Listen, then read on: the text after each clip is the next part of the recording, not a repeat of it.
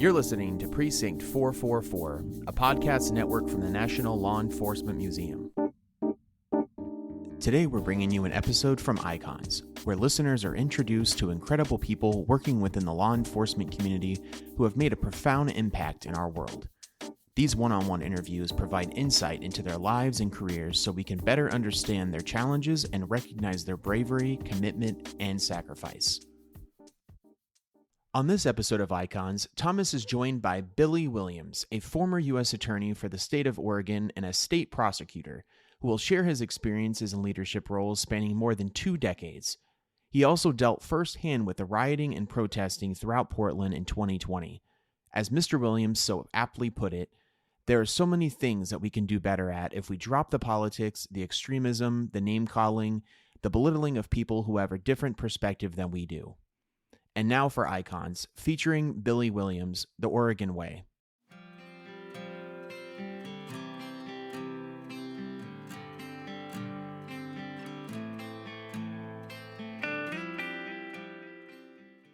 Well, thank you so much for being here, Billy. It's great to meet you and have you here at the museum. I really appreciate you coming from Oregon for this visit and taking the time to talk with us. We're very excited about this series and getting to know more about your career. Thanks, Thomas. Yeah. It's an honor to be here, so I appreciate the invitation, and certainly talking about engagement related to law enforcement and the related issues is one of my favorite topics, so I appreciate the opportunity. Great. Well, I wanted to open up learning a little bit more about Oregon, which you are intimately familiar with. I have never been to Oregon. I have lived on the West Coast, but did not travel that far north. I've heard amazing things. Obviously, I'm familiar with the hit TV show Portlandia, but I would love to set the stage a little bit, learn kind of about the place that means a lot to you, that you spent a lot of your life and career to help set the stage for your work and experience that we'll dive more deeply into. Great. Yeah. So Oregon is, I think, without overstating anything, Oregon's just one of the most beautiful states that we have. I've been to a lot of different states, and I certainly lived there since late 1983 is when I moved to Portland. But I'd been to Oregon many times, having done part of my growing up in south central Washington and western Idaho. But Oregon is geographically the 9th largest state, and it's very diverse in terms of its geography and its beauty. The western side, it tends to be more forest, more rain. The Oregon coast is stunning, just completely beautiful and well preserved thanks to the work that Oregonians have done over the decades.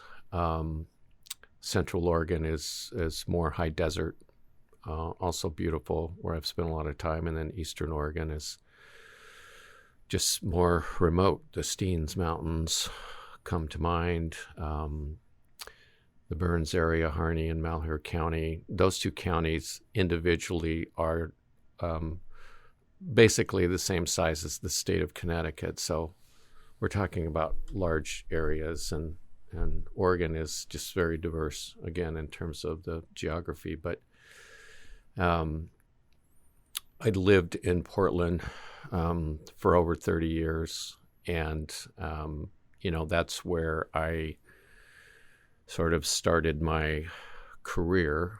That's not where I started my path, but that's where things started to come together in terms of making decisions to go to law school and what I wanted to do once I got through law school. So what is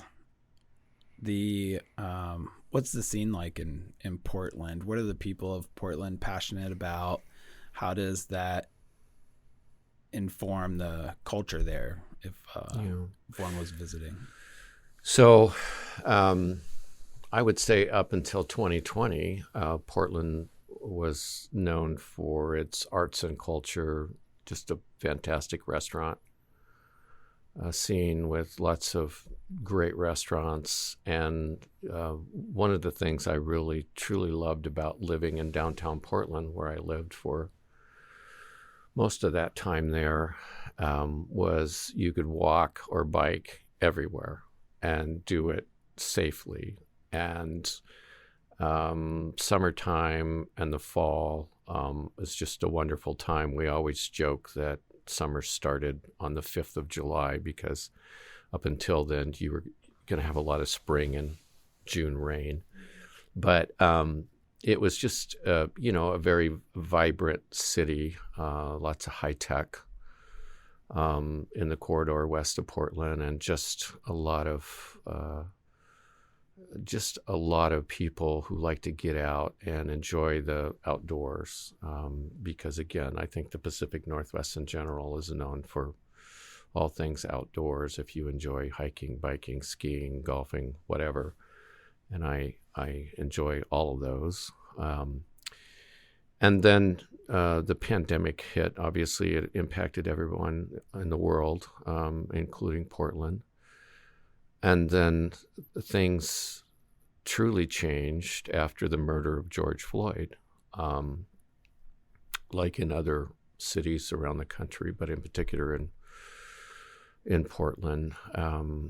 There were understandable and supported protests about the need for accountability and calls for reform.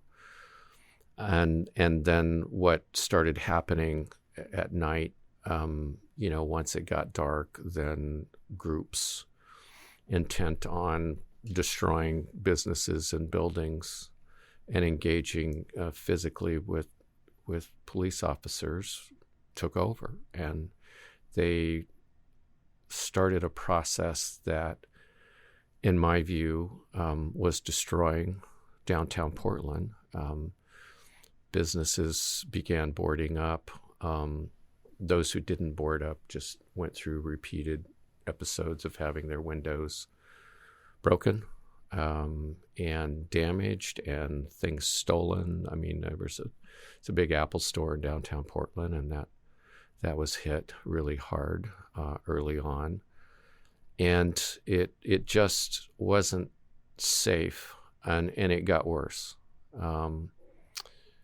That was a process that just continued on a nightly basis, and that's what made it hard for people living in downtown to contend with law enforcement. Certainly, it was a nightly endeavor to try and, again, allow for constitutionally protected protests that eventually turned into, with the influence of anarchists and Antifa, who were just hell-bent on destroying things. And so that just became a nightly process. And it changed Portland, and has remained in large part to this day. I mean, Portland is doing its best to make a comeback. I get to Portland periodically for matters, and one of the saddest realities is the west entrance of the Hatfield courthouse, named after former Senator Mark Hatfield, remains boarded up because it's so costly to replace the windows that are prominent in the Hatfield courthouse. And I know the court security officers who maintain the front door and help people in and get them through security screening and whatnot. They're working behind a boarded up, what used to be a beautiful lobby, and it remains boarded up. As of last Monday, I was there and went there for a hearing in a matter, and I engaged with them because I've known most of them many, if not all of them, are retired law enforcement, and the fact that they still have to, come to work and stare at plywood instead of the beautiful outside is unfortunate. But there are other impacts post George Floyd that have continued in terms of, like nationally, the calls for defunding the police and all of that that has gone on. It's right now, as of last week, Portland set a new record for homicides. There's been 93, and just tragic stories behind every one of those. The Portland's police department, like police departments around the country, are understaffed, underappreciated, demoralized. And it's just a sad state of affairs for Portland, for the people who continue to live and try and work there. It's you don't feel safe. And I'm not one who,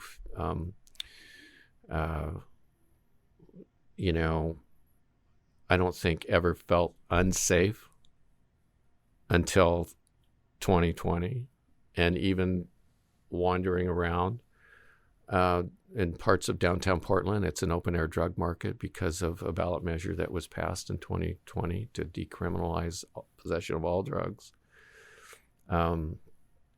There are, like in many other cities, issues related to mental illness, substance abuse, and Oregon lacks the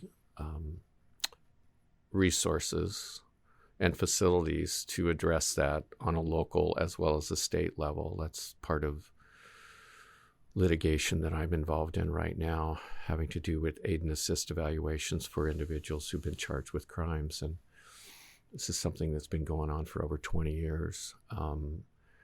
And so there are, and the homeless crisis continues, just like here in DC and other places. Lots of tents, lots of people without a place to live. And I think that's something that obviously people are trying to figure out how to fix all those issues because they're all interrelated. But Portland's not what it once was. I can say that. Unfortunately, it's true. Lots of efforts underway to address that, but they haven't figured it out yet. Yeah, I would say the first part of that answer kind of tracked with my perspective of Portland and what I had understood.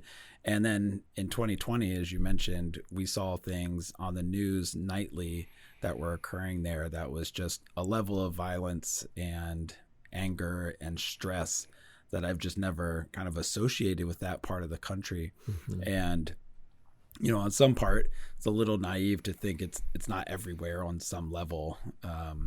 But it was kind of a shock to think about Portland in that way. And I've heard you refer to Hatfield as Fort Hatfield.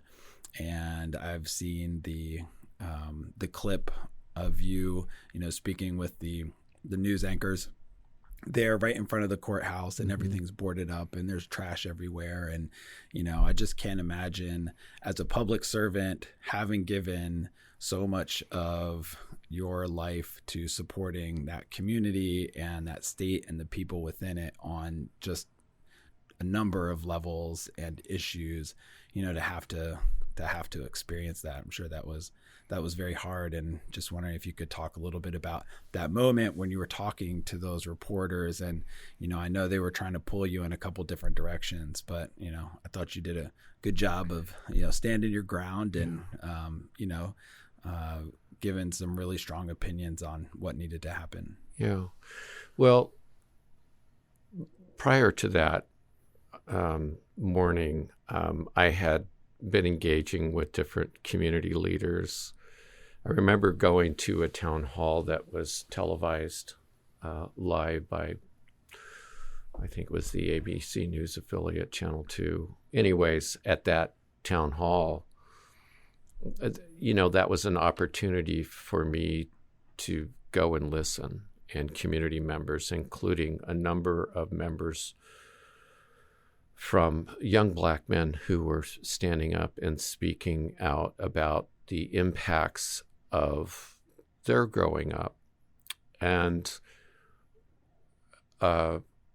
their engagement with police officers, and of course the murder of George Floyd and many other the names of individuals who had died in police encounters around the country. And shortly after that town hall, because the only thing I said at the end of that town hall, mostly because we were out of time, was that we're in this together. We want to listen. We want to find a path forward. And shortly after that, I was notified by, I had hired a lawyer to do community outreach. That was her job. And she had been a former prosecutor. We worked together in the DA's office, Suzanne Hayden. Prior to 2020, we got the funding to hire into this position that with my management team, we decided we were going to have her focus on community outreach, because since I had been criminal chief in the District of Oregon in the U.S. Attorney's Office, I believed in the necessity of community outreach and engagement. So Suzanne let me know that there were, I think it was 4 young Black men who wanted to meet with me in my office after that town hall. So we set it up. They came in.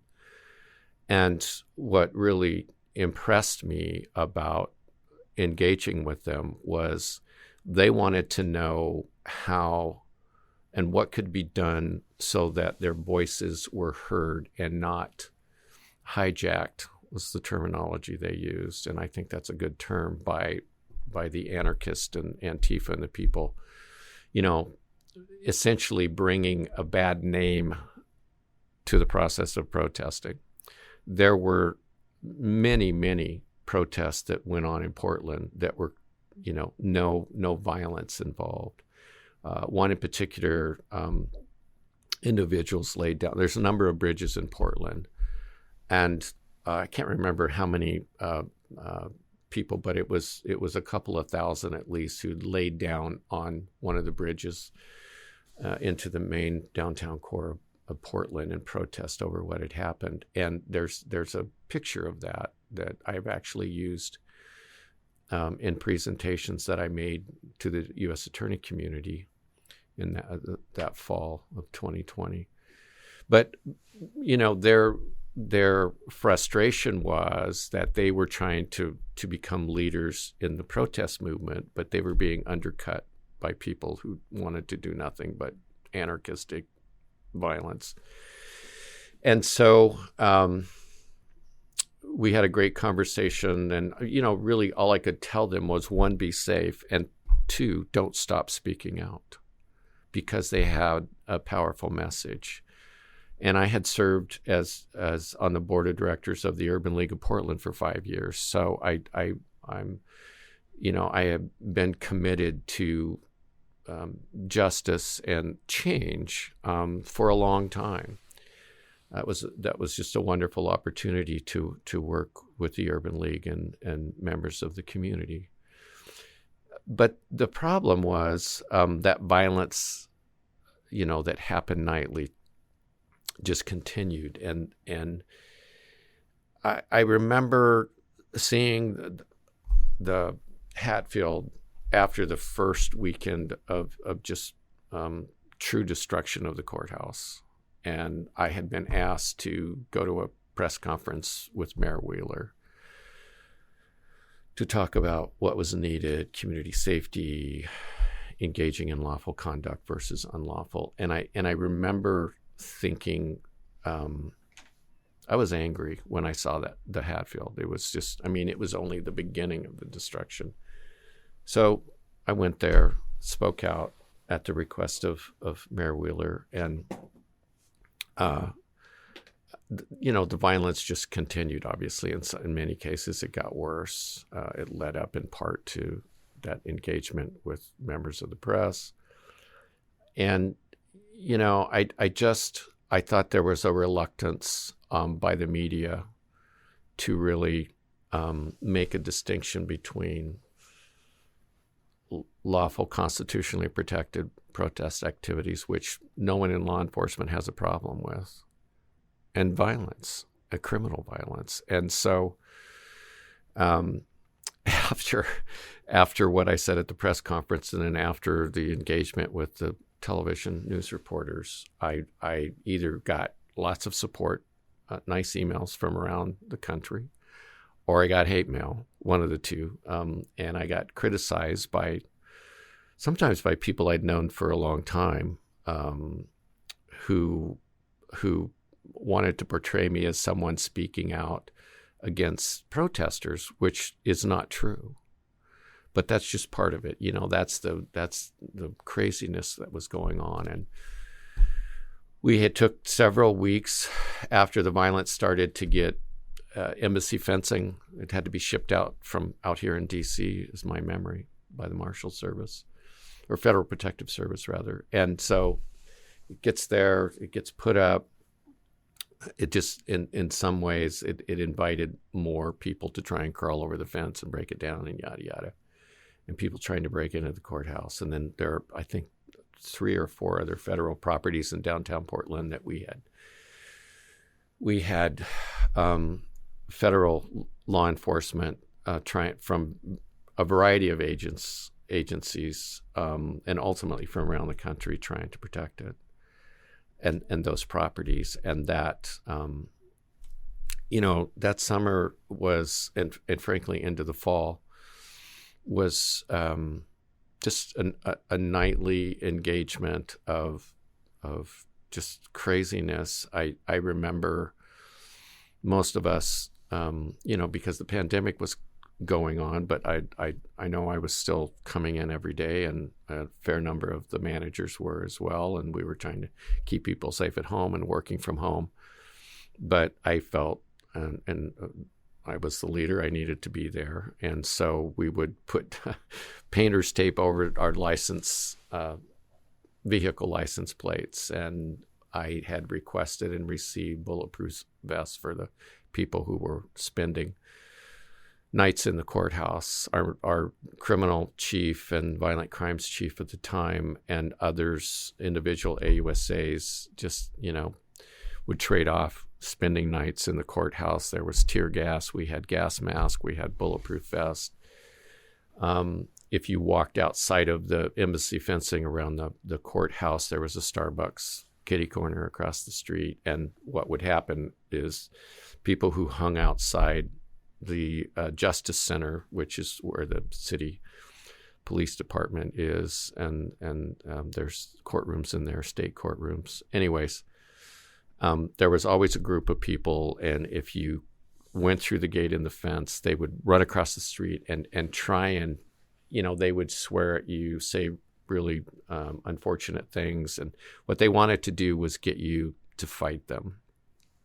And of course, we weren't going to do that. You just kept walking. And that was just part of the daily routine. And sleeping in the courthouse, and our team, I was just so proud of them, because they just, they knew someone needed to be there to give advice of if they needed to arrest people. It was relentless. And, millions of dollars in damage to that courthouse and other properties, millions. And it was just nonstop. And I that moment outside of the courthouse, I've never had a problem responding, just truthfully. And I just felt like when the one reporter described it as people engaging in, quote, late night activities, I'm just like, you got to be kidding me. Why don't you call this out for what it is? It's not lawful protesting, it's criminal violence. And, that just continued to go on, frankly, for nights, and I can't remember how, and then it was problematic when the newly elected DA came in and dismissed all those charges against, I can't remember exactly how many protesters, and, took that office a different direction. That made it harder on us, and it made it harder on law enforcement. I remember one Saturday, there was supposed to be a melee between, people from the far right and people from the far left. They were going to clash, and they did. And it was on 3rd Street, about a block down from the federal courthouse. And I was in a location where I could observe from above. That's the way I'll leave it. And just so many law enforcement, out on the ground trying to keep terrible things from happening.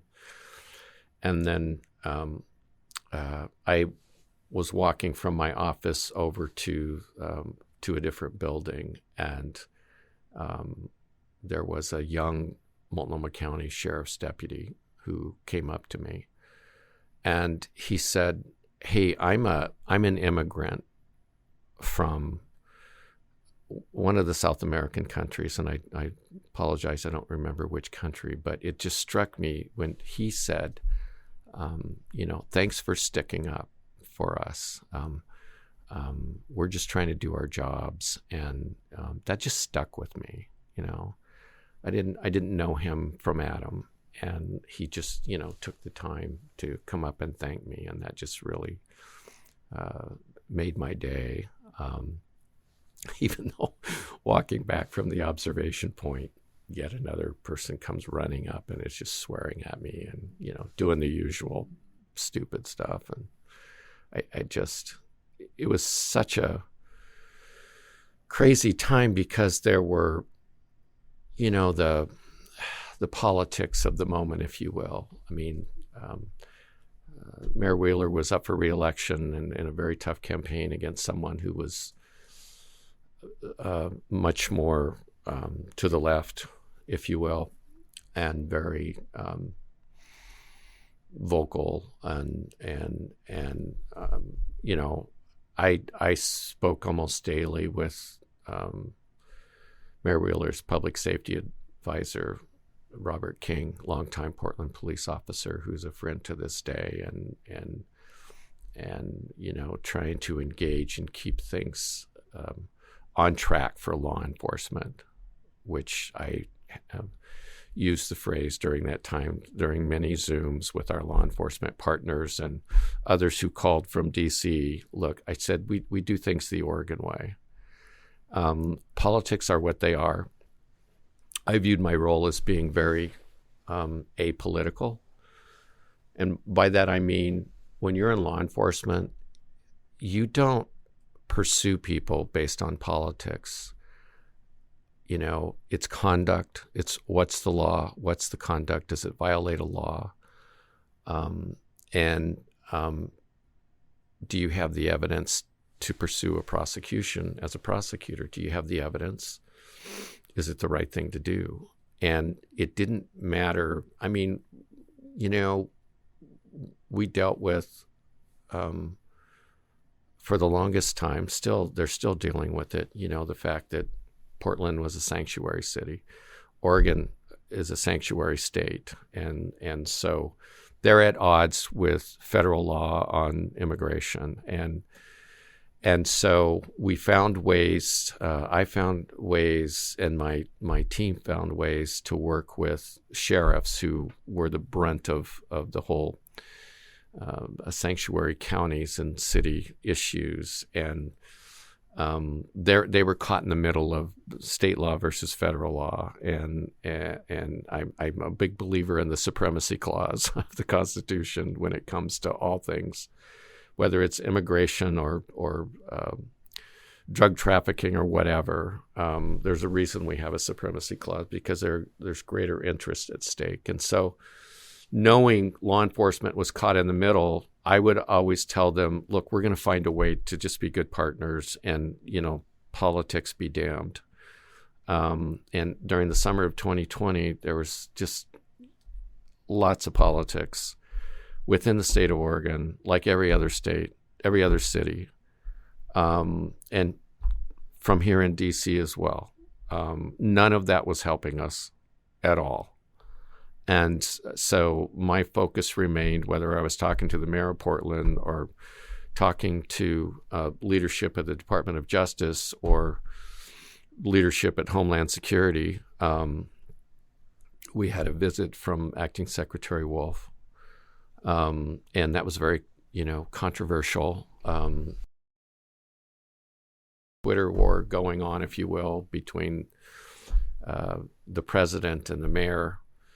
There was, a disconnect between the governor and I won't say disconnect. I will just say criticisms by Homeland Security towards the governor, et cetera. And, I just kept telling our people, we don't walk in that lane.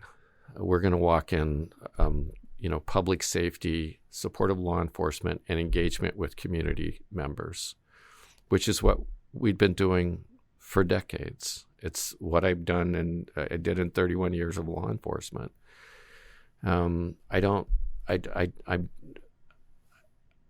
like politics. I admire people who are willing to throw their hat into the public square and run for office, because that can be a very unfriendly environment and one that's fraught with criticism. But in terms of doing your job and working in law enforcement, you just have to remain, it's essential you remain apolitical. And that was challenging that summer because I know that people didn't agree with me.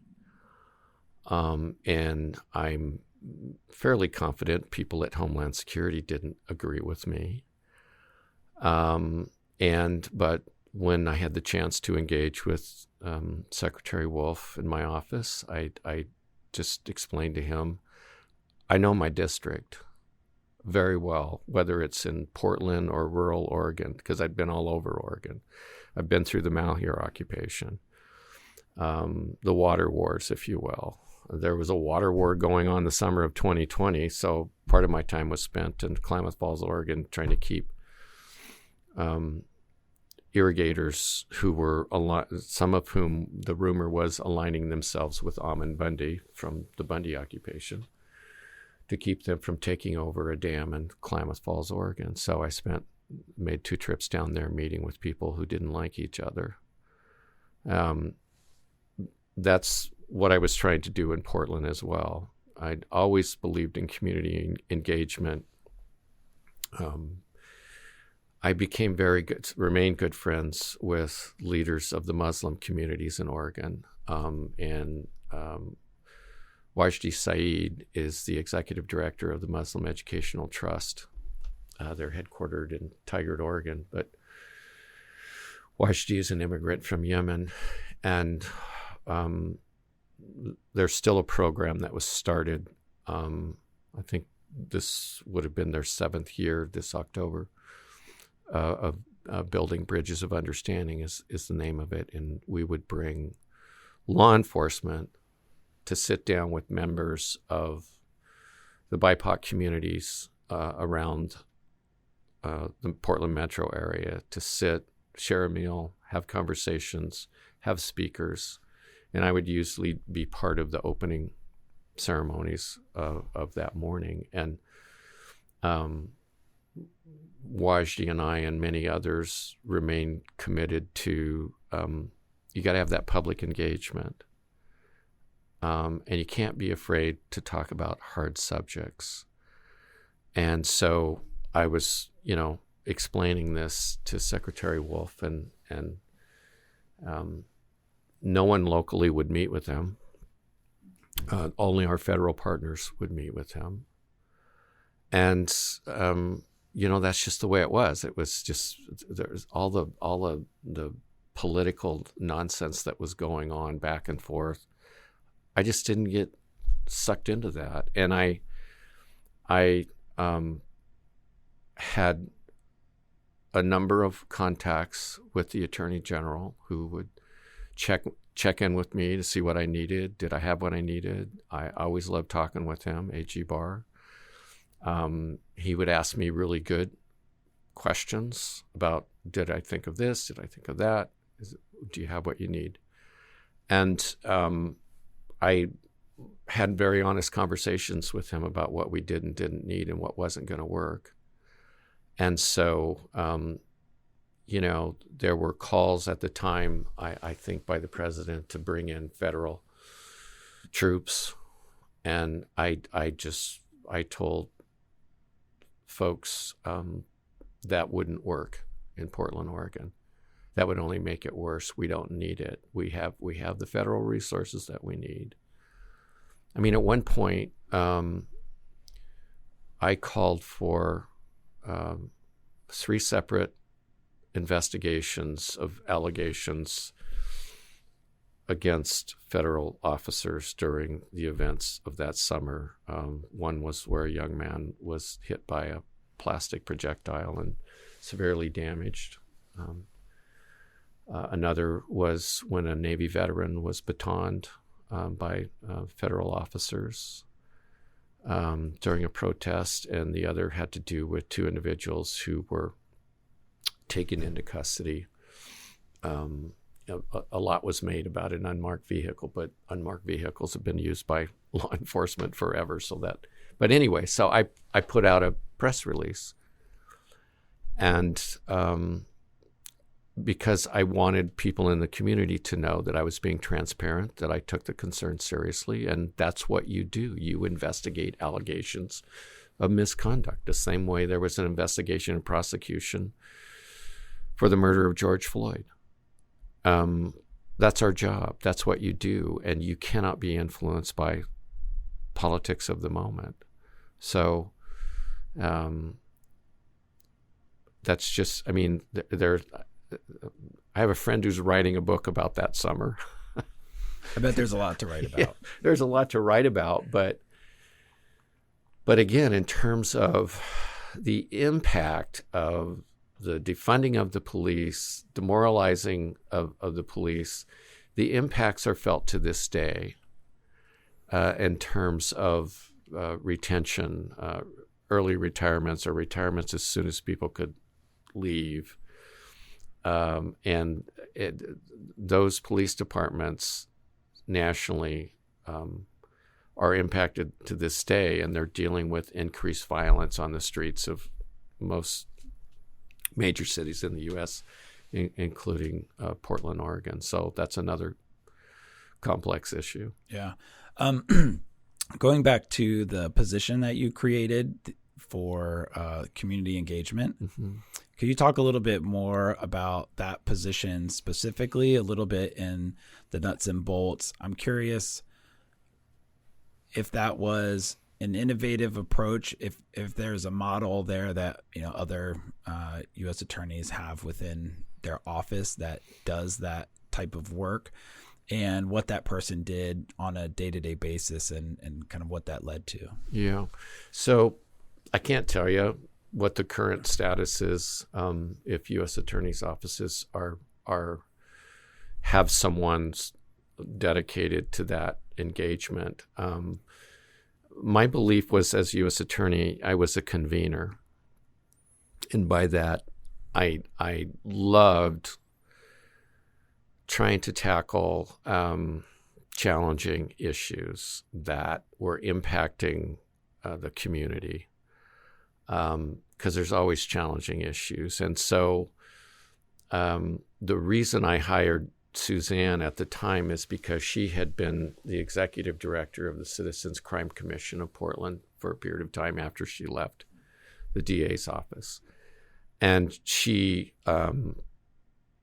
was a wonderful organizer and has a talent for engagement with people and getting things set up. She was great at organizing things. And so we would meet almost on a daily basis about, okay, we would come up with goals, What do we want to do in terms of that community engagement, who I was asking her to reach out to. And Suzanne set up those meetings, those opportunities to convene people who I was pretty sure weren't going to agree, may not even like each other. And there's something I just found wonderful about those opportunities, because I knew it was a challenge, but I felt like because I had that convening authority, and people would, if invited, would come. And I think my reputation at the time, and hopefully still to this day, is I had one rule that I would tell groups who would come to meet, and that is, we're going to be civil to each other. We may not agree, and that's okay. That's part of the process, but we're going to be civil with each other and respectful, and leave your politics at home. And so Suzanne worked really hard. We would prioritize who we wanted to meet with. I mean, it wasn't just during 2020 with, the water issues in Southern Oregon or the riots in Portland. We started this after the Malheur occupation in far eastern Oregon. I felt that it was imperative that I get out and meet with county commissioners, mayors of small towns, county council, law enforcement, whoever wanted to meet, to talk about the Malheur occupation and engagement with the federal government, because I understood the animosity that's very anti-federal government from rural Oregonians. I grew up in rural Washington, Idaho, and wound up in Oregon, and so I'm very familiar with the frustrations, and I wanted them to know that I understood why they don't like the federal government, but you can't engage in criminal conduct to change things. You've got to be, you might find that person from the city wearing a suit, you might have something in common with them, right? Or that agency, whether it's Fish and Wildlife or Bureau of Land Management, Forest Service. In my view, and this was amplified because of the Malheur occupation, but I knew this beforehand, is federal agencies too often operate in silos. And I include, to some degree, federal law enforcement agencies, although they're a little more out on the front lines of things. And so Suzanne and I structured her job description, if you will. I told her what I was interested in when I was interviewing different candidates, and I went with her because of what she'd done when as executive director of the Citizens Crime Commission, and I knew her history as a prosecutor. So that part is, I think, for any U.S. Attorney's Office, and again, there are different needs in different districts. That's just a fact of life. But for those dealing with the kind of, whether it's urban or rural issues that divide communities, you have to be out in front of it. We had summits on marijuana after recreational marijuana was legalized under state law. We had 2 of those in 2018 and 19, and I just invited everybody who was a stakeholder, whether people were in the cannabis business, growers, retailers, their lawyers, the regulators, law enforcement, people who were adamantly opposed to legalization. We were all in the same room. And those are wonderful opportunities to engage with people. So again, lots of complex issues that have to be addressed. You can't just throw stones at each other and point fingers and call each other names. That does nothing to solve the issues, and people just aren't going to agree on whatever the topic is. But you still have to figure out how to do your best to make things work. So that's what Suzanne understood about what my desires were in terms of how to make use. There were folks in my own office who didn't agree with using the funding for that AUSA position. I respect people's rights to disagree with me, but I felt that this was so important, and really community engagement, in my view, remains a responsibility of every law enforcement leader. Every law enforcement leader I know understands that concept, whether you're a sheriff, a city police chief, or a public safety advisor.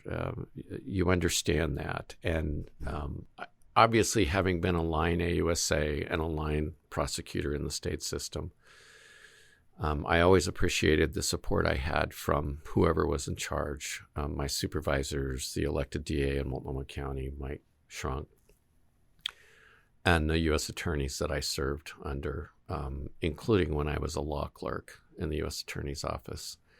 And I admired their leadership, and each one was very different over time. But one of the things that I wanted to change when I got into management in the U.S. Attorney's Office, first as a violent crimes chief, and then criminal chief, and then for a brief time first assistant before I took over, I wanted to change the perspective of local law enforcement and local DA's offices around Oregon. That the U.S. Attorney's Office was the ivory tower, that you only brought us perfect cases. My goal was to, if that was in fact the perception, was to change that. So we took on... change it from perfect cases. Yeah. I having been a state prosecutor, I never knew a perfect case. I didn't have any. I just, And while I think you have to be, there's a balance to be struck for the U.S. Attorney's offices. Every U.S. Attorney's office has guidelines, generally pertaining to specific kinds of cases, but my hope was that in terms of violent crimes is that we worked closely with local law enforcement and would bring whatever case we could in federal court if it made the most sense in terms of a sense of justice. Because clearly the vast majority of crimes of violence are handled by state and local prosecutors, and rightfully so. But there are times where there's a little more you can do, and not only that, you can help with your local law enforcement partners, and so I think we successfully brought that along in terms of the dynamics. But the other thing that I learned, quite frankly, when I was hired to leave the DA's office and go to the U.S. Attorney's Office, I was hired into what's known as the Indian Country / tribal liaison position. So you're working with the 9 federally recognized tribes in Oregon, as well as there's a Chemawa boarding school there. And I learned so much from my time meeting with tribal representatives, members of tribal council, tribal leadership, whether they were in the tribal court system, prosecutors, police department.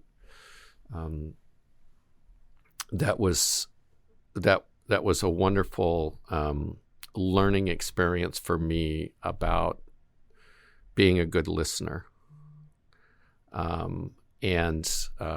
Whenever I had those meetings with tribal leadership, I really didn't say very much because I was there to learn.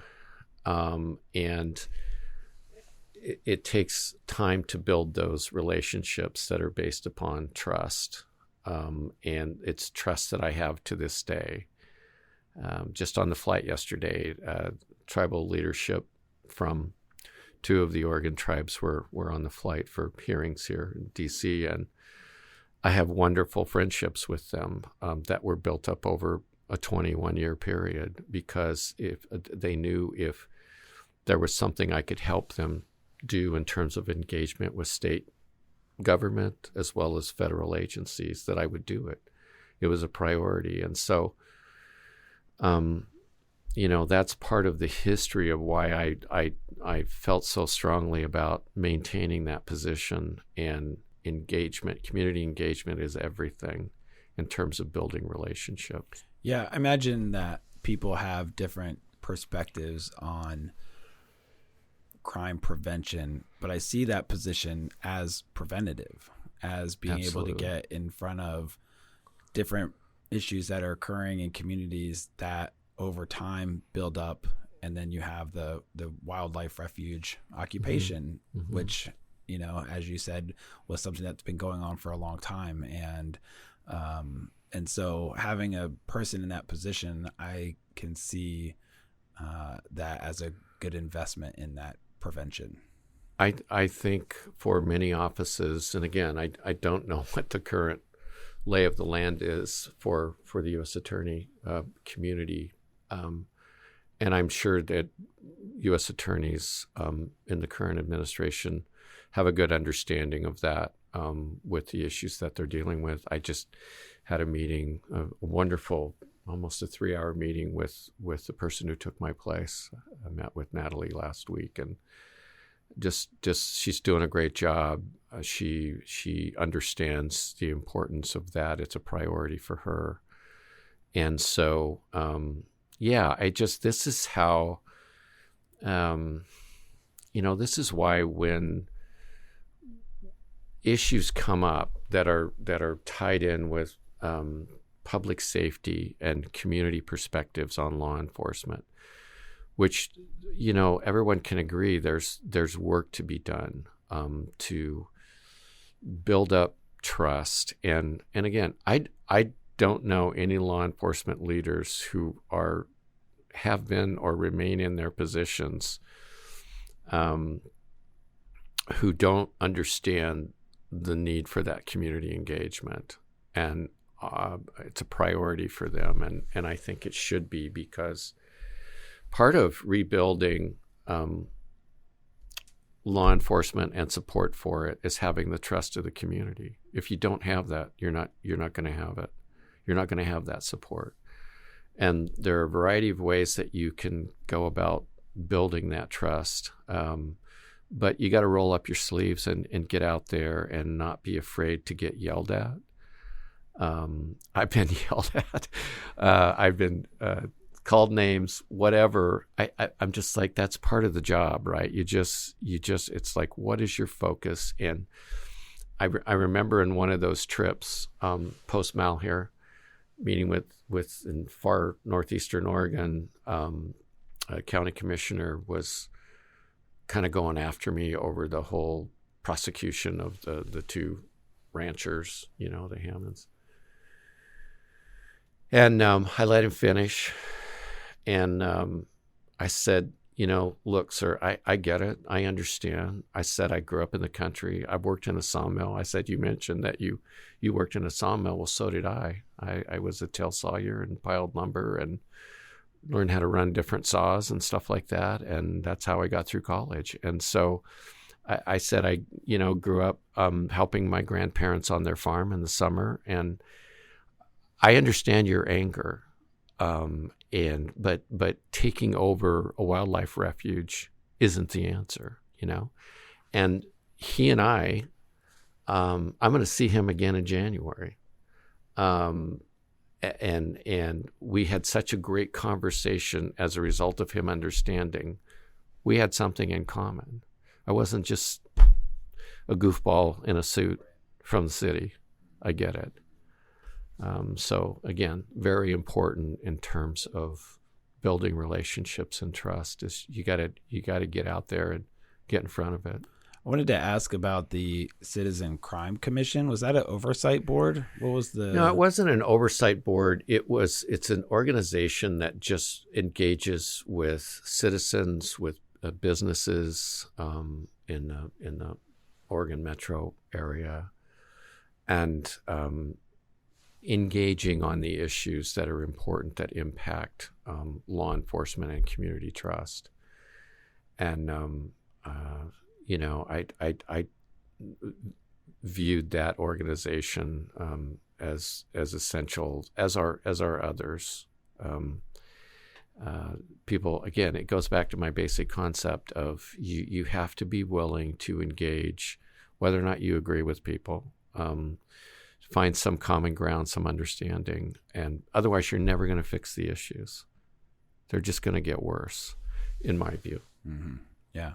So, so I was doing research for our conversation, and I was reviewing your Senate Judiciary Committee's questionnaire for non-judicial nominees.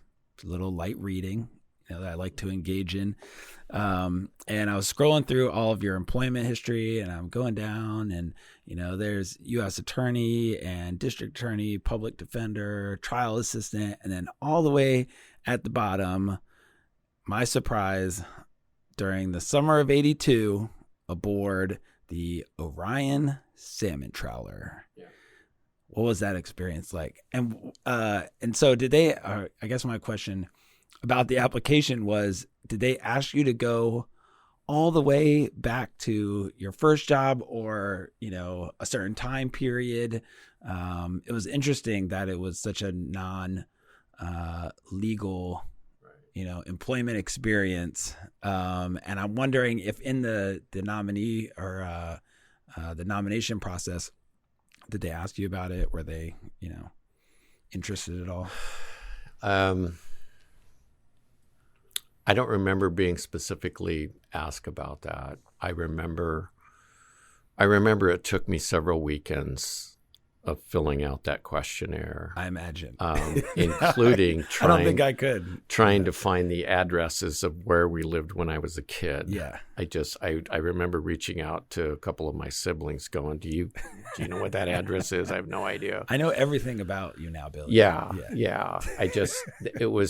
But I'm one of those sticklers for details, and I just wanted to answer as much as I could, as honestly as I could. And so the trip up to Southeast Alaska to Sitka, I had been in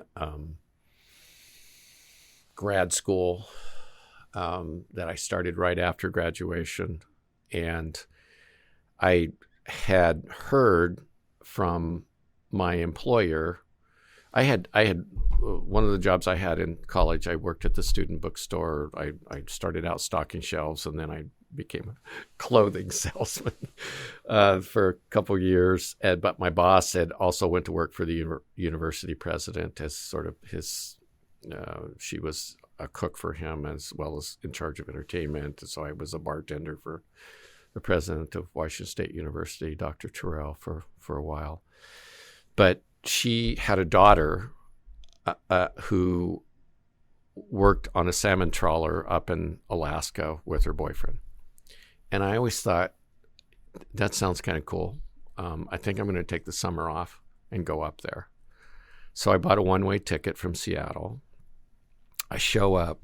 I got no fishing gear. I'm wearing cowboy boots, Tony Lamas, my favorites. And I found my former boss's daughter and her boyfriend at the Pioneer Bar in Sitka, Alaska, right on the wharf, but was known as the P Bar because that's what it smelled like inside. And I only encountered them that first night, and they were trying to give me ideas. They're like, just go walk the docks starting tomorrow, see if you can get on a boat. So I did that for 3 days straight. And I think the only reason my skipper hired me is because he'd grown up on a corn farm in the Midwest and felt sorry for me because I was wandering around in cowboy boots.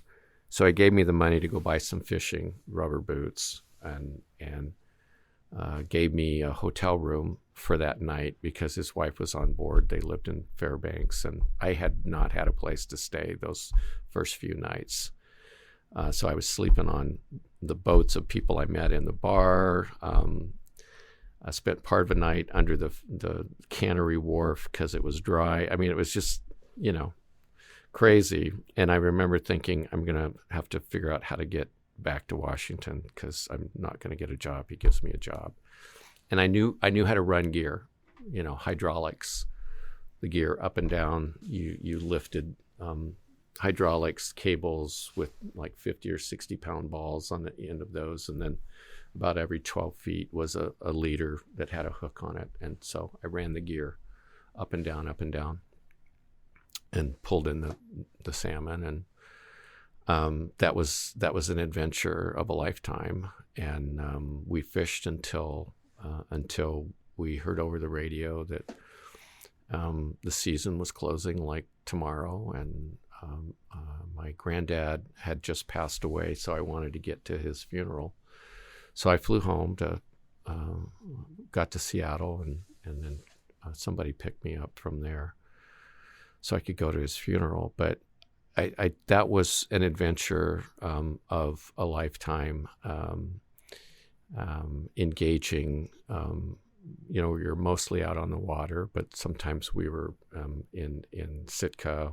One night we were there because we had a fire on board and needed to get a piece of equipment from Seattle flown up. And we encountered some loggers who didn't like fishermen, and my skipper was mouthing off, and he was a little intoxicated, and I was, being Henry Kissinger between he and the loggers, because I was telling them, look, I used to work in a sawmill, so I appreciate you guys, and and that's how your role is, began.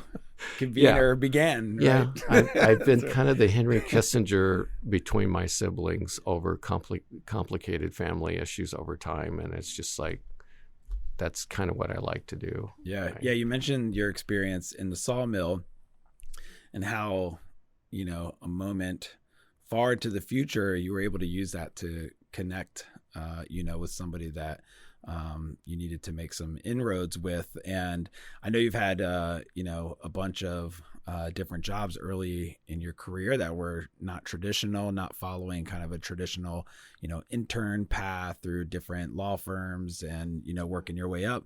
Do you think those decisions to pursue those experiences separated you from other attorneys, competition, Yeah, I don't know. I didn't take the traditional route through college, let alone to get to law school. And again, I went through a period of time in my early 20s where I was kind of in a wandering mode. I mean, I had gone to play junior college football, loved the football experience, hated the junior college because I felt like it was still in high school. So I dropped out and I worked in the sawmill. And then I transferred to a 4-year University of Washington State. I was there in a year and a half and woke up one day in March, went and withdrew from school, packed my car, and showed up at my brother's house in Southern California 24 hours later. And he's like, "What the hell are you doing?" I said, "I don't know yet." And I got a job as the security guard at the Bonaventure Hotel that I did for a little less than a month. And I woke up one morning and realized I'd made a mistake. So I moved back. This was to little Goldendale, Washington. They had a spot for somebody to pile lumber again. So I went to work and went back. I think it was in the fall of 79 when I should have been graduating from college if I'd gone straight through.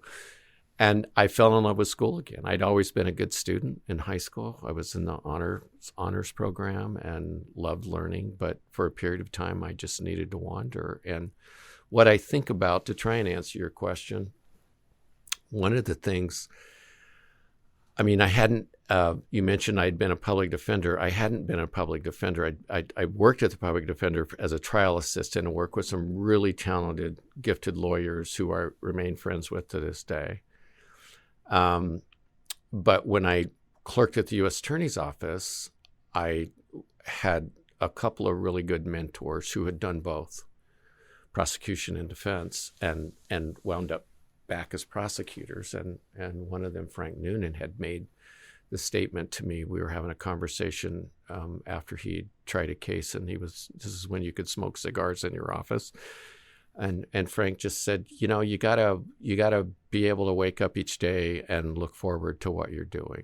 And that just resonated with me. Frank was a very gifted trial attorney, and he gave me a chance to try a federal drug case with him as a third-year law student. I did opening statements and handled some of the witnesses, and it just clicked with me. I mean, I always knew from early years, I thought I wanted to be a lawyer. I was having an argument with my mom as about a 10-year-old, and I was arguing with her about something, and she goes, "Okay, Mr. Smarty Pants, you like to argue so much. Why don't you become a lawyer?" And so I've always said that's probably why it happened. I love a good argument, but I like to do it civilly. I like to be able to shake the hands of opposing counsel when we're done, and engage and laugh. And what I think about all those job experiences that I had, including being a janitor twice, was I like engaging with people from different walks of life, which is what you're doing when you're trying a case in front of a jury. Now, you're not having, other than jury selection, you're not having direct conversations with a jury. But I think it's important that they like you, that you don't seem to be a jerk. Juries do not like jerks, in my view. Having talked to some jurors, when it's okay to do so after a case is over, and if they approach you, not if you approach them. And that's something that resonated with me. And so, I spent the better part of the 90s in a lot of trials. I loved handling crimes of violence, in particular murder and aggravated murder cases, and that's really, I think, part of the reputation that I was able to build was I wasn't afraid to take the hard cases, because those aren't for everybody. They're very demanding. It impacts your personal life. It can impact your health. I used to lose between 15 and 20 pounds during long trials. So I tried to work out each day during those long trials. Otherwise, you weren't going to make it. But I just found that I loved being in a courtroom. And plus, you're on a mission. I mean, it's not just because you like to win better than you like to lose. And quite frankly, I always told younger prosecutors, don't get too cocky thinking I'm winning all my cases. Well, in theory, you're probably going to win more than you lose if you're on the prosecution side, because the facts are in your favor. So don't let that go to your head. Just be humble about it. And here's my case. These are the facts, and do your best. And I like that environment. And, when I became criminal chief in the U.S. Attorney's Office, I quickly realized I can't maintain a caseload and manage all the lawyers in the criminal division in our 3 offices in Oregon. So I would try and continue to be co-counsel on a periodic murder case with the person who'd taken over my caseload, and was able to do that a few times. But your roles change over time, and my view of leadership is you have to be there to support the people that you're supervising and get them the resources they need. Be nice to them, whether it's the front receptionists of your office or the hardest working trial lawyer you got. You got to be supportive. And my development of community engagement and being proactive in outreach and things of that nature really came from my work. as a trial lawyer and engaging with tribes in particular in Oregon. What was you talked a little bit about the physical toll and how you would handle that. Yeah. So, and I'm sure that, it's not just in the courtroom where you're dealing with a lot of stress, a lot of pressure, but throughout your career. So talk a little bit about how you've handled that, maintaining that energy. I'm personally very interested in health and wellness, and also how people overcome those stressors in order to enjoy life. I mean, no matter what we do, we all still want to be able to enjoy our own personal lives and our family and achieve other things outside of work. But when you're very passionate about really important work that impacts hundreds of thousands or millions of people, it seems like that's quite a challenge to balance. Yeah. So that's a lifelong learning process. Sure. I will be the first to admit I've historically probably not been great at it. I think in particular in the 90s, I was just so passionate about being good at my job and supporting victims of crime and supporting law enforcement. And I wanted to be known as someone who didn't have a fear of hard cases, and I didn't have a fear of losing. And so combine that with sort of the kinds of cases that I enjoyed working on. I spent a couple years handling misdemeanor cases, which was the normal process, and then I would volunteer to work on homicide cases, even if it meant Xerox, making trial notebooks for the trial team.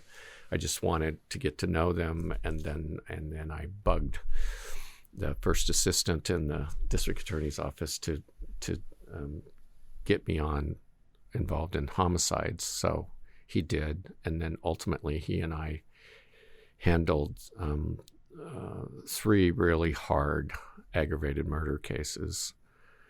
And so I just became totally absorbed with that. I mean, I when you're in trial, at least for me, I would work 7 days a week, and you're trying to balance things at home, which I wasn't very good at,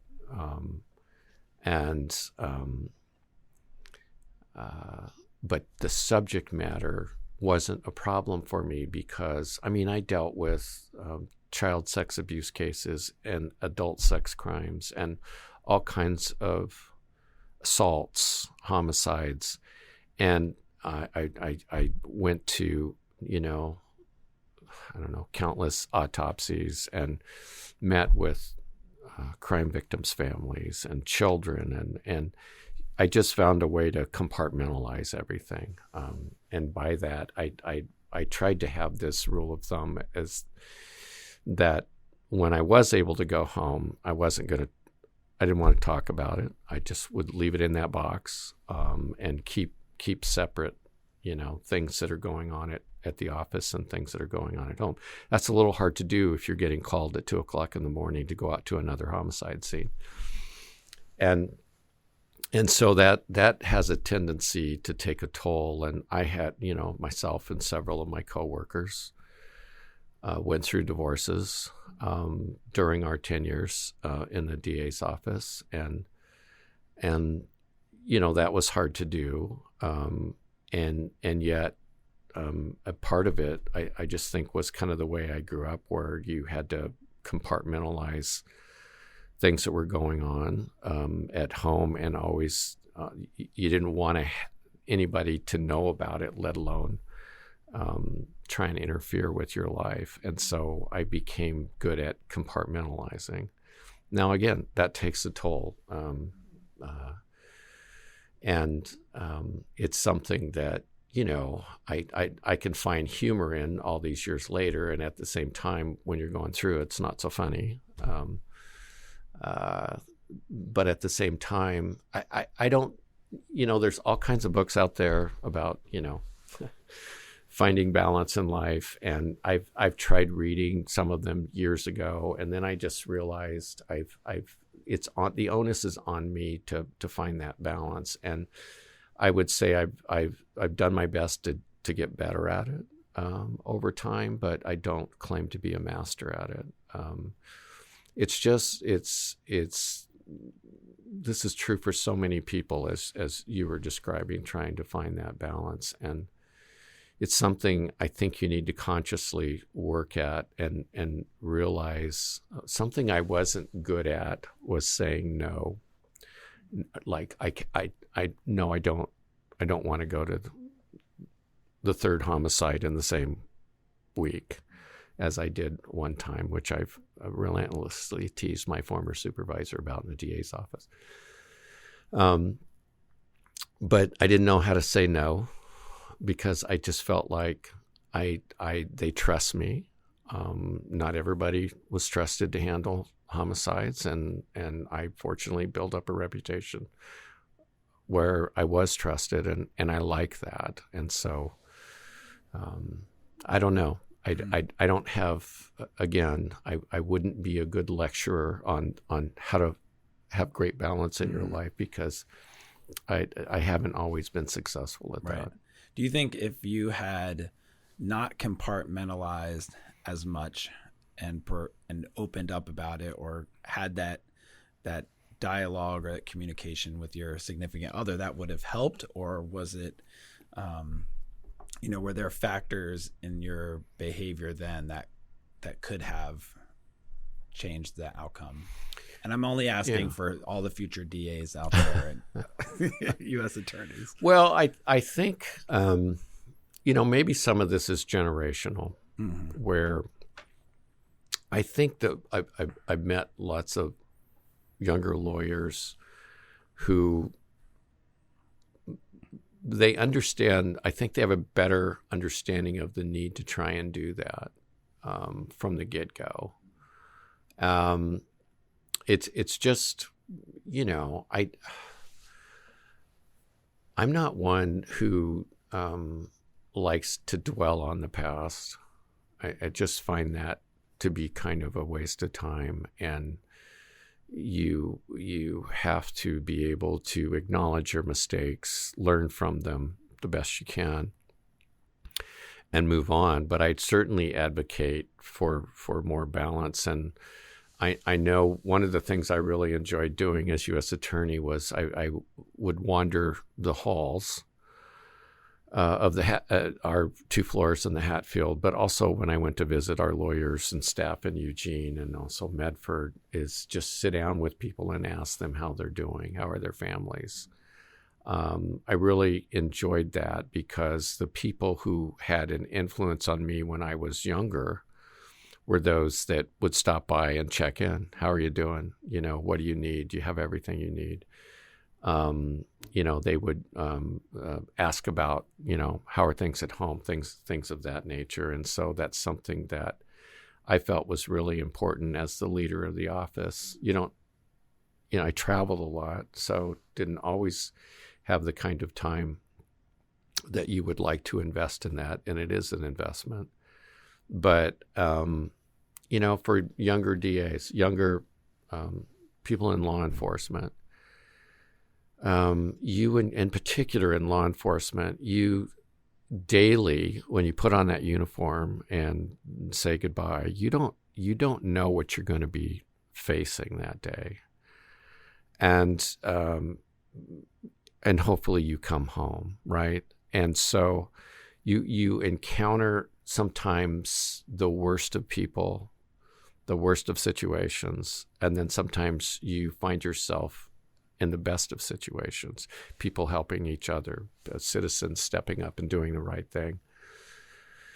And so I'm not one to lecture people on how to live their lives, except I do think, there are certainly lessons that those who've gone before us can share, or that we can share after we've had our own lived experience. But I do, we're sitting here today in the museum, and it's a reminder to me of how difficult and challenging it is to be in law enforcement, especially now. And I so admire people who are willing to take the risk and endure the cost that it brings on your life, not just from a public danger standpoint, and certainly there's that potential every day, but the impacts on your family. And again, this is the troubling thing to me about the whole defund the police process and demoralizing statements that have been made, sometimes by people in leadership, in whether it's elected officials or otherwise. You have to, unless you've been in the trenches, and understand what it's like. I don't think you, if you're in the political arena, you get to say whatever you think you should say, which is probably why I'm not in politics, because I don't want to do that. I've had the lived experience to understand the difficulties that law enforcement officers face every day, and the responsibilities that go with that. And people make mistakes, and sometimes, like in the case of the murder of George Floyd, people get prosecuted, and rightfully so, and convicted and sent to prison. There's consequences for criminal conduct, just like there needs to be consequences now for people engaging in criminal conduct on the streets of wherever it's at, Portland or DC or wherever. And depending on what jurisdiction you're in, sometimes there are and sometimes there aren't, and that's a whole nother subject in terms of sort of the progressive prosecution movement, which I'm not a fan of, because I think it's why we're failing public safety in so many cities in so many ways, including Portland, Oregon.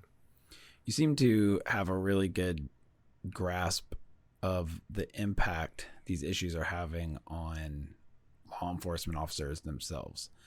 And I wondered if you could talk a little bit about your work with law enforcement officers, when you really started to gain an understanding of what they go through on a daily basis, whether that was through your work on some of these cases, working with homicide detectives, for example, or through your work lecturing or, conducting different trainings at academies and so forth. Yeah. So if you're a prosecutor, I think you have the privilege of gaining opportunities to experience firsthand what law enforcement faces on a daily basis. And understand the need that they be supported in a very public way. And again, drawing distinctions between if it's why you have internal affairs. It's why you have public prosecutors and prosecutions of individuals who find themselves engaging in criminal conduct while they're wearing a uniform. Fellow officers feel very strongly about accountability of their fellow officers. So there is just this understanding that you develop over time, and hopefully an appreciation of what they go through on a daily basis. That can be whether you're in a rural community or an urban community. And so knowing that they work hard, in particular, detectives, for instance. I've worked with so many amazing detectives on, again, child sex abuse cases, adult sex crimes, every form of homicide, and they're very passionate about doing a good job and helping sort out who's responsible, and bringing their cases to you as a prosecutor. And I know there are times where if I declined a case because of a legal issue that I know was insurmountable, I would purposely meet with those detectives, those officers, and want to explain, okay, this is why this isn't going to happen, and it's a learning process. And sometimes, very passionate people would push back and say, have you thought about this? Have you thought about that? Why is that a problem? And you just have to have the patience to engage with them. And you cannot be afraid. Again, I've said this earlier, but you can't be afraid to take a hard case. If the facts are there and the law is there and you can survive the motion to suppress evidence, whatever, you better have the guts to take the case, even if you know there's a chance you're going to lose, because you learn something through that process when you lose. Certainly your victims learned something through that process, including that you were willing to support them in that process, even if you lost. Because I always had that conversation with victims. Especially, you never know what a jury's going to do. It doesn't matter how strong your case is.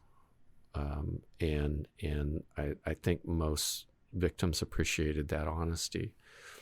But law enforcement personnel need to know that the hard work that they do is going to be supportive, and they can learn through that process too. So it just made me have, and I became, friends with so many different state, county, and federal law enforcement over that 31 years, and was willing to have hard conversations with people. They're like anybody else. They believe in what they're doing. They're passionate about it, and think about knowing what they face on a daily basis to get up, again, put that uniform on and go to work and have no idea of what they're going to encounter. Think about it in terms of the summer of 2020 and those nightly protests, and the officers who were coming in and spending long hours, night after night, and knowing they're going to face the hostility, the anarchist, the people throwing rocks and whatever else at them, and having to maintain a sense of professionalism, responsibility, and when you're under attack. And I think that's very challenging because they're humans, right? And again, if you do something wrong in law enforcement, if you violate your policy or you violate the law, then you should face scrutiny, and every law enforcement officer knows that. So I just think that having that appreciation of humanity, if you will, allows for, and community groups that I've met with and individual community leaders, we've engaged in these conversations for years. And again, there's an opportunity going forward for change. There's lots of good community groups doing great things to help individuals who need help, who need direction, getting people out of the gang life, all of that important features of what's out there and what's going on right now, educational opportunities, all of that. But we're not going to get there if law enforcement does not have the support of community and political leaders. It's not going to happen without it. And that's an old message that remains true today.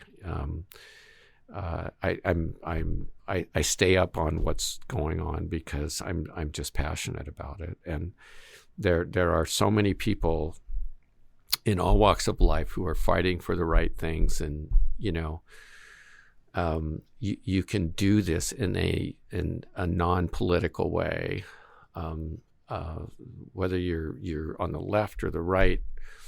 The great divide that's been talked about and written about, that kind of where this country is in right now, it has to be, the divide has to shrink, and the way to do that is for people who are sort of in the middle, is to make clear that we don't want extremists at either end of the spectrum controlling what's going on.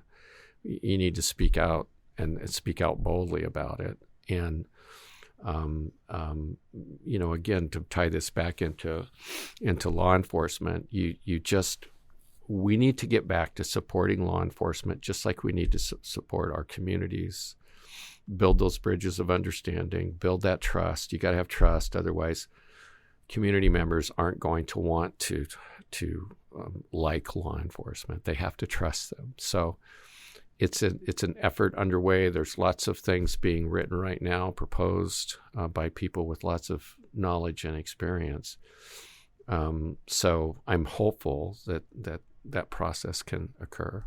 And so you mentioned the left and the right, and I'm glad you brought that up, because you're in fact unaffiliated. Is that correct? Yeah. With any political party. That's correct. I might join you. And it's just so rare that, when I learned that, it really stuck with me. And so has there been pressure throughout your career to, from either Republicans or Democrats or anybody, hey, come to our side, or, or has it been kind of easy given your position to say, I just work in the law, and that's my kind of guiding star, my North Star there. What's that experience been like?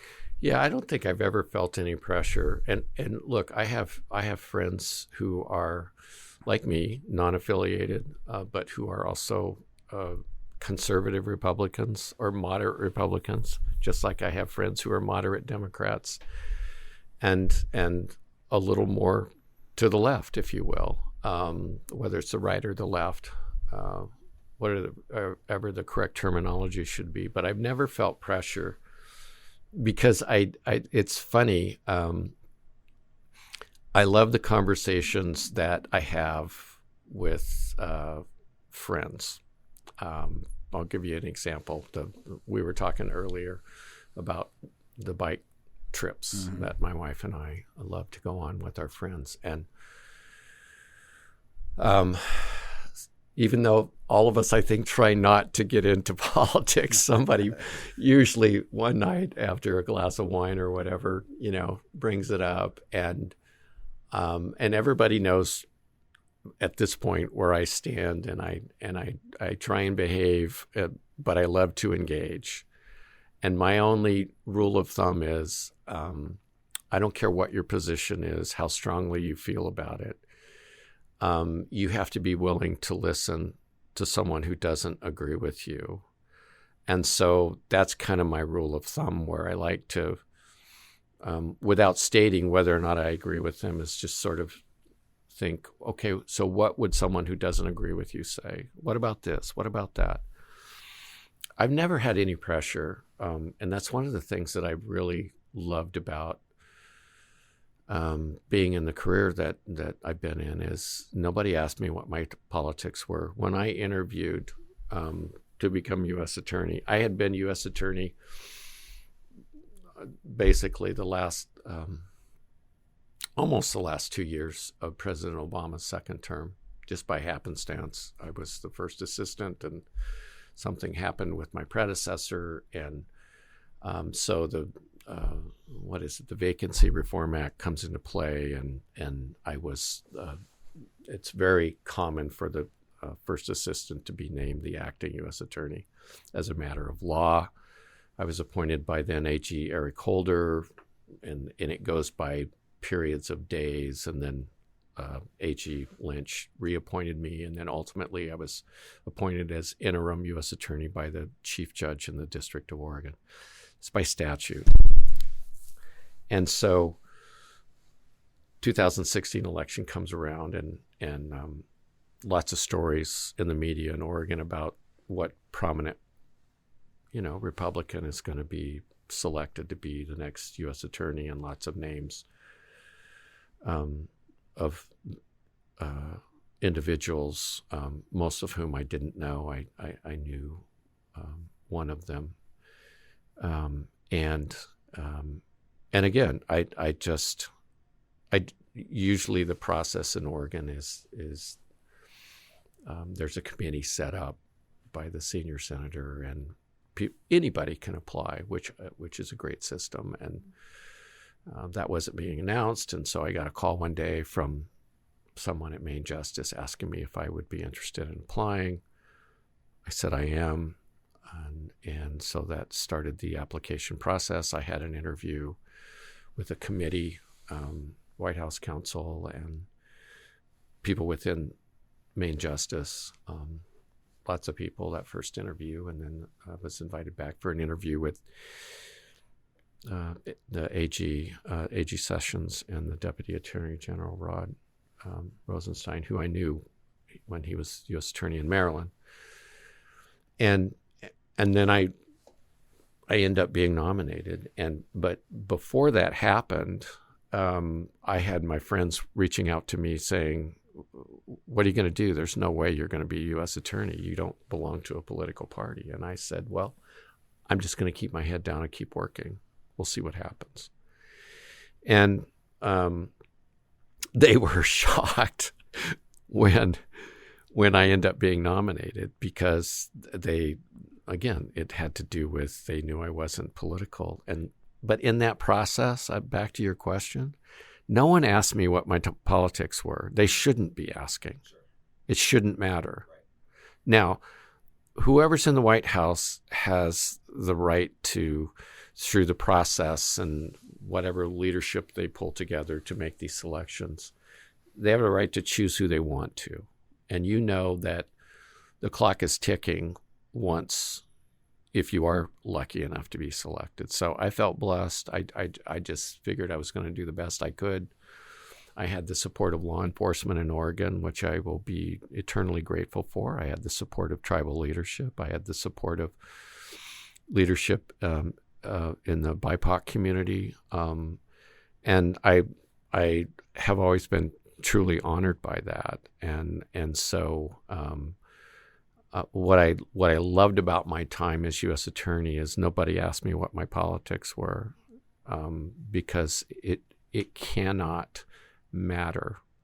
If you're injecting politics into your law enforcement decisions, you're not living up to your oath, in my view. I don't care what your politics are. I can still sit down and share a meal with you and have a laugh and have the level of engagement about whatever the topic is, without getting personal with anybody. It doesn't mean I haven't made people upset by challenging them, but I like that opportunity, that process of engaging with people that you probably don't agree with, or maybe you do. But that's how you make things better, is being a good listener. Yeah, I imagine it allows you to come to the table on any issue with any group of people. And I think when you're one direction or another, and people know that about you, they come with that prejudice, to that conversation, and you're already starting backwards. Yeah. And trying to dig out from that. And so I imagine it. Yeah. One of my favorite sayings is Chief Joseph of the Nez Perce tribe, and now located in central Idaho, is where their headquarters are. He once said, "It does not take a lot of words to speak the truth." And I think speaking the truth is hard for people. once you've injected politics into the conversation, because if you're so committed every time you vote, whether it's at home, mail-in voting that we have in Oregon, which is terrific. My wife and I love to have the time to study the information, and we vote for who we individually want to, not we have different views on things, and we don't challenge each other on how we're going to vote. We talk about it, but if you're going to be, I can't be somebody who is going to look at a ballot and look at all the mailings that you've gotten 2 weeks before the election that just fill up your mailbox, right? And to have a group of people think, I'm just going to check a box because I belong to that party or that party. I can't do that. I've voted for people in the two main parties for as long as I've been voting. I make a selection based upon my assessment of the individual and what they say they stand for, and what I think is important. So you just can't vote in primaries, is that correct? That's correct. Right. Which I wish they would change it in Oregon, because as I told one of the gubernatorial candidates who was not elected as governor of Oregon to start the new year, I told her that needs to change. There are more non-affiliated voters in Oregon than there are Republicans or Democrats.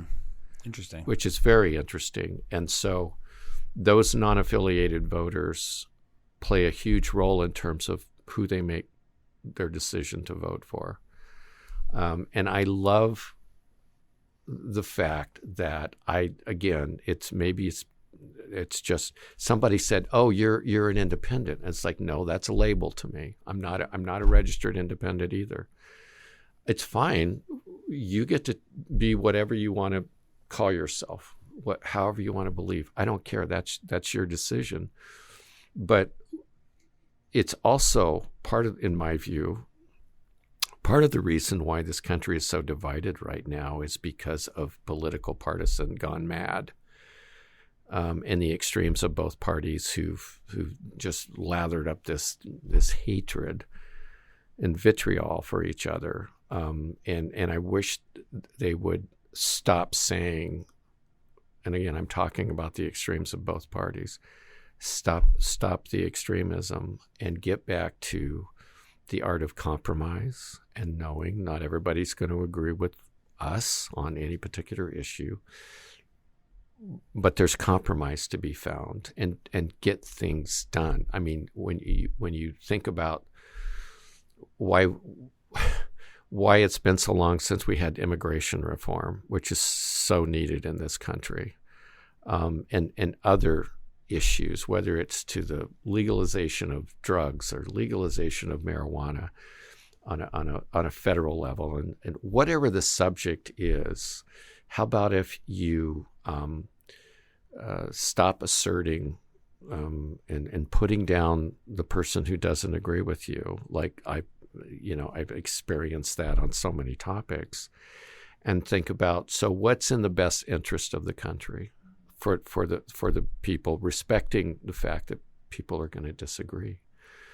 I mean, this is sort of the nightmare that we find ourselves in, and this is why I'm just so passionate about remaining neutral, appreciating people who aren't, engaging them in conversation, because if that basic principle is followed, we can solve a whole lot of problems, whether it's law enforcement related, immigration related, substance abuse, mental illness, all of those things. And I name all of those because all of those are impacting the frontline law enforcement personnel on a daily basis. We're in a mental health crisis in this country. We certainly are in the state of Oregon. We're in a substance abuse crisis. We're being inundated by drug trafficking cartels who could care less about what impact it's having on. I mean, if we didn't learn anything from the opioid crisis and big tobacco, big pharma, and now this, in terms of the impacts of what's being introduced and what's being regulated or not regulated, here we are. We just gotten away from common sense, and all of these things, to bring it back to where I'm sitting today, impacts law enforcement on a daily basis. They are the frontline everything: social workers, substance abuse, treatment disorders. They have to face it on a daily basis, and the prospect of it getting better has to improve to make it safer for them, but safer for our communities. And I'm sick and tired of people putting down law enforcement when they don't have the courage to address the issues on a civil basis, on a smart basis, and stop playing to the extremes. I'm glad you mentioned some of the addiction issues that are happening throughout the country. I wanted to touch on the work that you're doing with the Foundation for Drug Policy Solutions. Can you tell us a little bit about that organization, your work there? We have some mutual colleagues that are also on that leadership council with you, which was great to see. So tell us about what we should expect from this organization. Well, now the program was just officially launched this fall in New York, and it's still in the process of developing what this looks like going forward, which is the exciting part for me. Because as I sat around the conference table with members of the executive board and members of the leadership council, and we spent quite a bit of time kind of going around the room and talking, and it's just made up of so many different folks from different perspectives, from treatment to law enforcement to people who've been in Congress, to people who are in the health arena, people in the legal arena. And my hope for it is that this is one of the things that I asked one of the co-founders, Dr. Kevins, about. I said, I want to know, if I get engaged with this, I want to know we're going to do something. Because what I don't want to do is just, be on a committee or a council and see an annual report submitted and it goes on a bookshelf someplace, like so many reports, whether they're in the private sector or the government sector, that I've seen over the decades of great report writing, but what are we going to do with it? So those ideas are being developed. We obviously want to have the ability to have an influence on policymakers at all levels, because those policymakers are the ones, and voters are going to be the ones making these decisions on how to address very complex issues that are interrelated with other issues. The substance abuse disorders, whatever the substance is very broad and complicated, and it ties in with mental health issues. And again, as I mentioned earlier, impacts public safety and personal safety. So I'm hopeful that as the group moves forward and we engage in conversations, we're having this conversation right now in the state of Oregon with ballot measure 110 that was passed in 2020 that decriminalized possession of all drugs.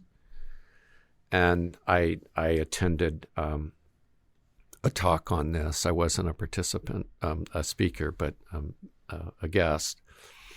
And what's very clear coming from, there was a chief of police there, Mike Krantz from the Bend Police Department, and then there was a person who had been in recovery and was now helping others in their own recovery. Just a very brave story that she had of her own endeavors. And then there was a man who has been working in the treatment sector for, I think it was 42 years.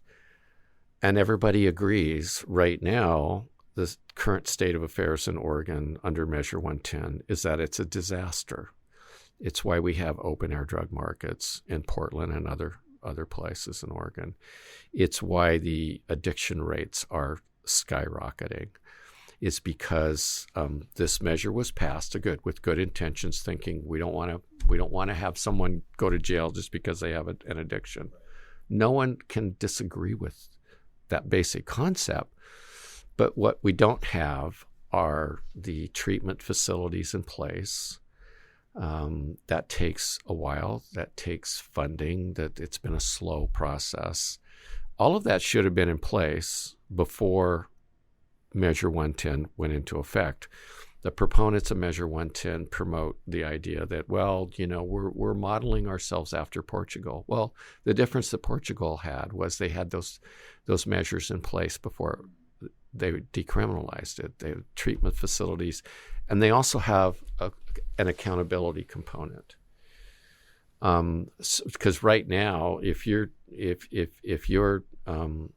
encounter a police officer you're in possession of user amounts of whatever drug it is, you're going to get $100 violation ticket, and with the understanding that if you agree to go to treatment, you don't have to pay it.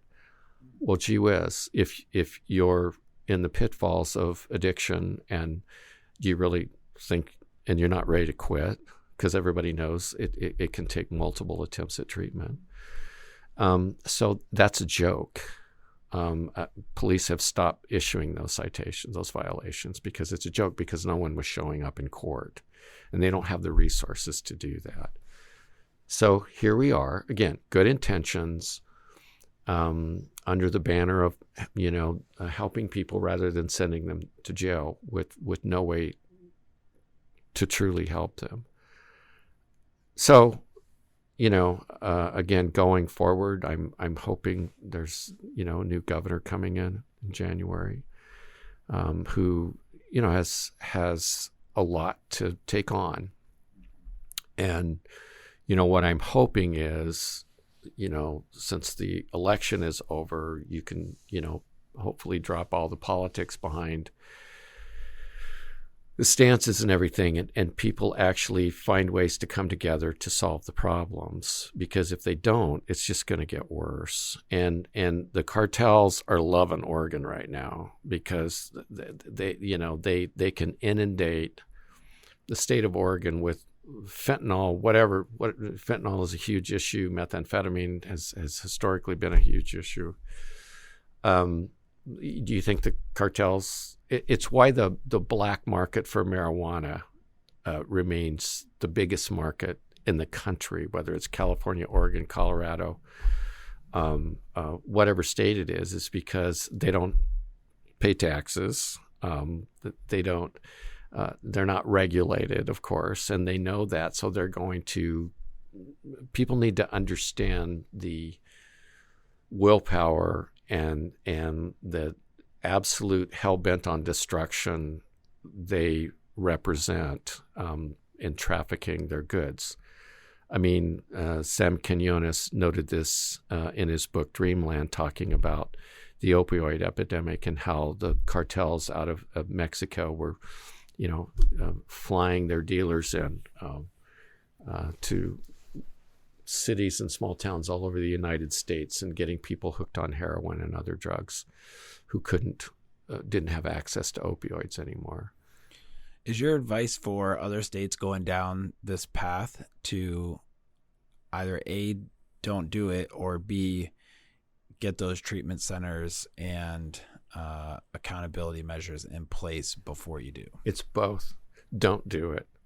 But having said that, it's very clear from the statistics And the reality is with substance abuse addiction, we need more treatment facilities, more options. We need preventive education. There's a debate going on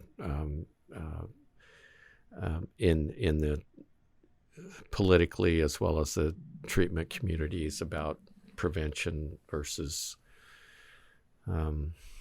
the other concept, which escapes me at the moment because I don't agree with it. We need to work harder at prevention, but decriminalizing it isn't the answer. I'm firmly against that. It's a bad idea. And quite frankly, from a national standpoint, I think this is something the same way, there have been a number of bills pending before Congress in terms of decriminalizing or rescheduling marijuana, things of that nature. This debate needs to continue so that decisions are made. I remember when I chaired the Marijuana Working Group, which is a working group that advised the Attorney General on marijuana. I was on that group both in the Obama administration as well as the Trump administration. And after the 2018 Farm Bill passed and then marijuana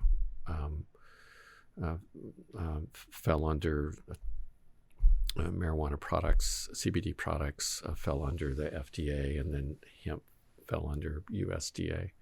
I met with the legal team for FDA in early January of the next year, and one of the lawyers for the FDA described it as the Wild West, trying to figure out what this looks like, developing a regulatory scheme, all of that. And I joked with him. I said, I'm from the Wild West. I understand that concept. Right. What I wished the way things would work is if this is where we're going, have things set up in place. In effect, do what Portugal did. Have things in place to deal with the realities of what you're about to legalize, because you're going to have problems. And one of the things I admired about one of the speakers, this was the public citizens group in Central Oregon who sponsored the City Club of Central Oregon. She was so honest in speaking to what her issues were, and what's needed and what's lacking is accountability. Because she's like, look, I'm a former addict, and I'm still in recovery, she said. But people just aren't going to give it up because now everything is, there's no consequence for having it. And I think we need to be smart enough to listen to people who've been through that experience so that they know, because they know better than the rest of us do about how hard it is. So I where this is going, frankly, is up to the citizens of not just the states, but as a whole, it's up to Congress. They've got to be smart about it, well informed, and there's not going to be any perfect decision making. There's always going to be consequences to whatever decision is made, but sort of this haphazard of some states it's legal for recreational marijuana.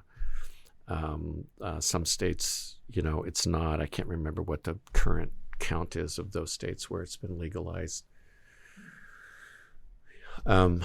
I think ultimately that's up to Congress to be well informed and to do their best to make those decisions. But the fact of the matter is, you can learn from each state and where they're at, and in terms of addressing the black market. It's interesting, when I was U.S. Attorney and after my first marijuana summit that we had, I started hearing from people who would tell me things like, look, we just spent our life savings to sign up, to pay all the fees and pay the taxes to become a marijuana producer. And we're losing everything because of the black market. And they're like, you need to do something to talk to the, leadership of this state. Well, that message has been very clear from people, even in the business. And so I guess my message is, if this is the route we're going, it's not going to be perfect, but be smart about it in advance and have well-informed decision makers be aware of the risk and what needs to be done before you do it. And I get it. States want to do their own thing, whatever. But the impacts are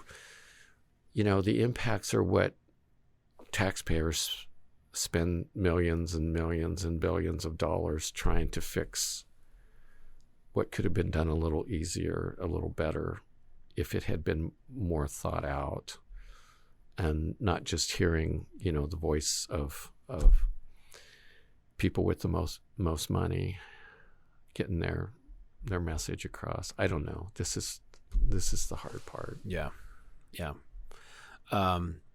Well, I actually have a whole additional page of questions that we did not get to. Okay, sorry.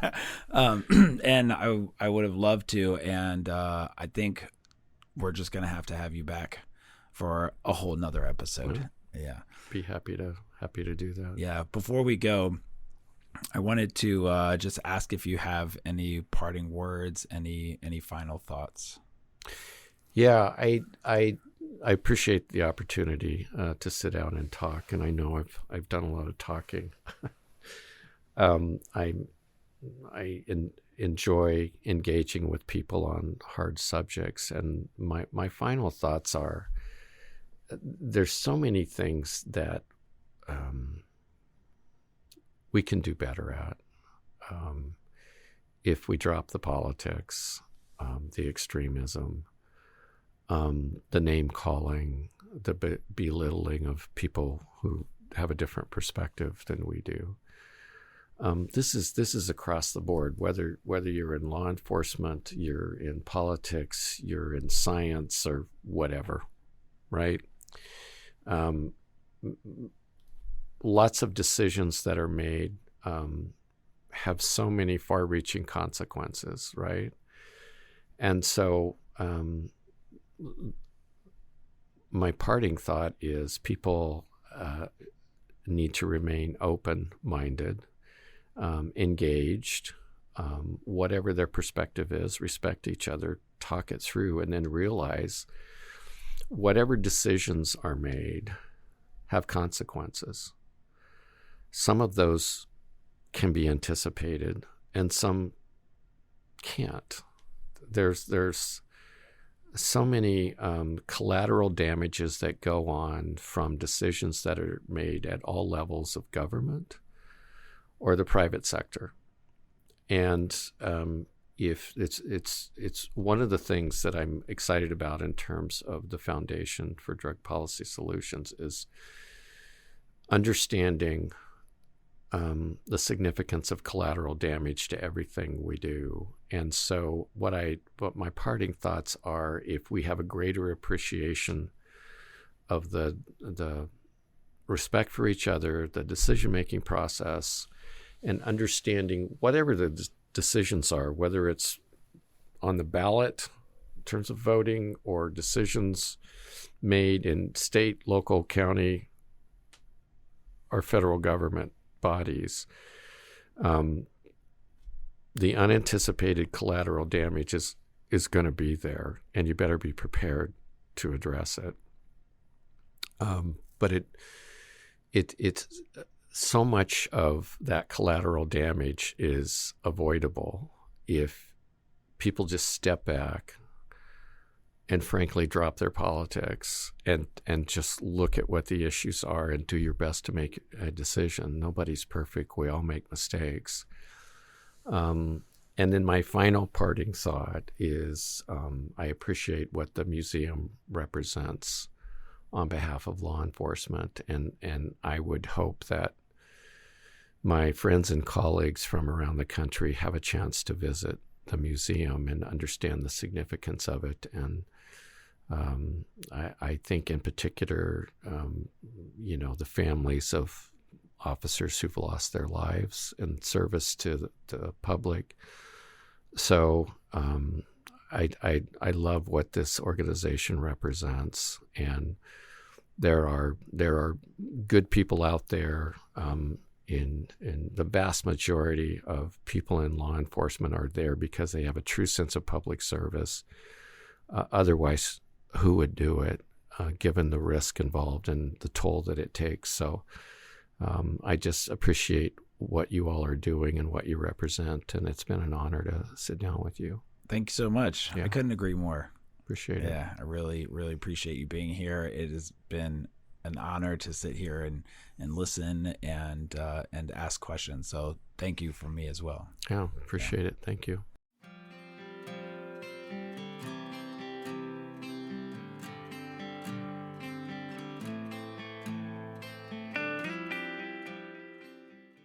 Thank you for listening to this edition of Icons, featuring Billy Williams and hosted by Thomas Canavan, the museum's executive director.